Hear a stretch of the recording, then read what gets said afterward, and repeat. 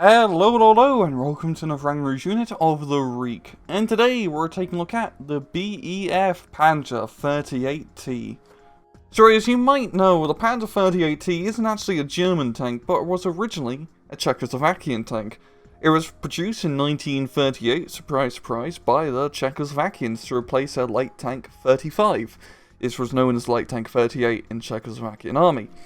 But also in 1938, the Germans kind of invaded the entirety of Czechoslovakia. They saw these light tank 38 models and they were, wow, these are pretty good, and the Czechs had a lot lying around. So the Germans incorporated them into their panzer divisions. There's entire panzer divisions with Panzer 38Ts, or what they'd be known as. And also, they'd continue production of these tanks in Czechoslovakian factories after the German invasion.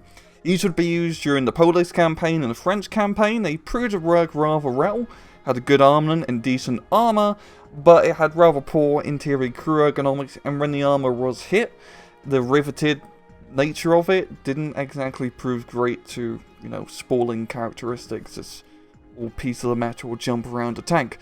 Nonetheless, it was also used in Operation Barbarossa, and by that time it was starting to lose a little bit of its technological advantage, as the few KV-1s and T-34s proved to be a rather big pain, and they would slowly be pulled out of frontline service during the end of 1941 and were used more in their reconnaissance drill or in rear units. Now, by later stages of the war, they were pretty much completely useless, and so they started retooling the Panzer 38Ts into different roles, such as the Marder 3, the Flak Panzer 38, and of course the Jagdpanzer 38. In-game, the BEF Panzer 38T is a 115-point commander available to Lovass and 352nd Infantry Division, and it has two weapons. So you got a 37mm cannon, only with penetration shells, 90 of them to be exact. You got 70 penetration, 30% accuracy, and 7 rounds a minute. It's an alright cannon, not great, not terrible either. Then you got a machine gun. You got a lot of ammo for the machine gun. Seriously, 11,000 shots that's a lot of shooting. In terms of armor layout, you got 60mm of frontal armor, strong top armor, 30 on the side, and 30 at back. And if we pop down to the miscellaneous stat, it goes 25km off-road, 40km on the road, very bad stealth, and very low optics capability. In battle, the BEF Panzer 38T is frankly gonna be a tank, or command tank, that you're probably never going to use most of the time. This is really due to two factors.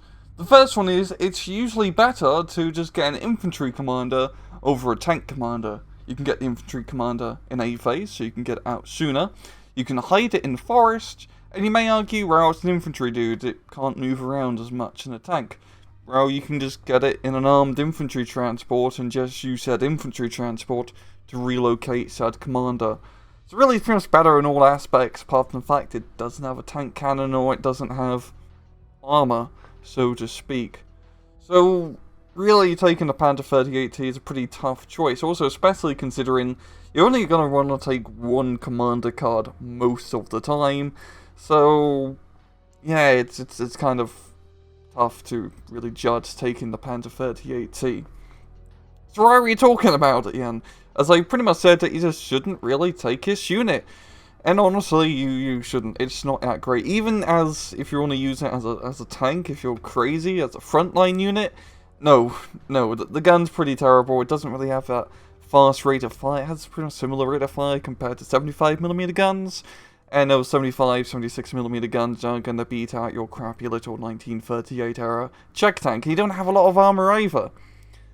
Well, the reason we're talking about it, it's a Panzer 38T. It's a cool looking tank. It's also a pretty historically important tank, as the Germans had used quite a lot of them. And, it wasn't even a German tank, it was a Czech tank originally. And really, it's just a shame that there's no Eastern Front division or any division that really was using the Panzer 38T. Because it'd be a pretty cool unit to have in the tank tab in a little bit more higher numbers, but maybe there's some weird reserve division somewhere that was still using a few PZ-38s by 1944, but who knows? What I'm saying is, It'd be really cool if we could just get some tank versions of the Panzer 38T rather than having to relegate this unit to a single command tank. But yeah, it's a Panzer 38T. It's no hetzer. It could be a hetzer if you do a bit of modifications, but we can't do field modifications in SD2, so yeah. Yeah. I don't know what else to really say. So, this has been another Rangaroo's Unit of the Week. I hope you guys enjoyed the video. And as usual, please just take it easy.